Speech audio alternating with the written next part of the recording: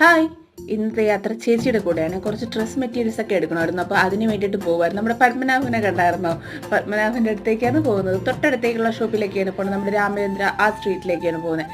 അങ്ങനെ അവിടെ പോയി ഡ്രസ്സൊക്കെ എടുത്തു. ചേച്ചിക്ക് ഒരു സാരി നോക്കുമായിരുന്നു. ആൾ വെച്ചൊക്കെ നോക്കുവാണ് കൊള്ളാവോ എന്നൊക്കെ. അങ്ങനെ അവിടെ നിന്ന് ഇറങ്ങി ഒരു ഷാർജയൊക്കെ കുടിച്ചു.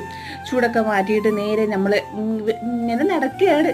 അങ്ങനെ നടന്നപ്പോഴത്തേക്കും ഒരു ഷോപ്പും ഉണ്ട്. പിന്നെ അവിടെ കയറി കുറച്ച് സാധനങ്ങളൊക്കെ നോക്കി. ഇത് കീ ചെയിൻ എന്തോ ഒക്കെയാണ്. അങ്ങനെ കൊള്ളാം, നല്ല ക്യൂട്ട് സാധനങ്ങളൊക്കെ ഉണ്ടായിരുന്നു. അങ്ങനെ അതൊക്കെ നോക്കി. ബ്രഷസ്, മേക്കപ്പ് ബ്രഷസ്, അങ്ങനെ ഇതെന്താണെന്ന് എനിക്ക് മനസ്സിലായില്ല. എന്താണാവോ ചേച്ചി ബോയൊക്കെ വെച്ച് നോക്കുമായിരുന്നു. കൊള്ളാം കേട്ടോ. അങ്ങനെ ആൾക്ക് നാണമൊക്കെ വന്നു.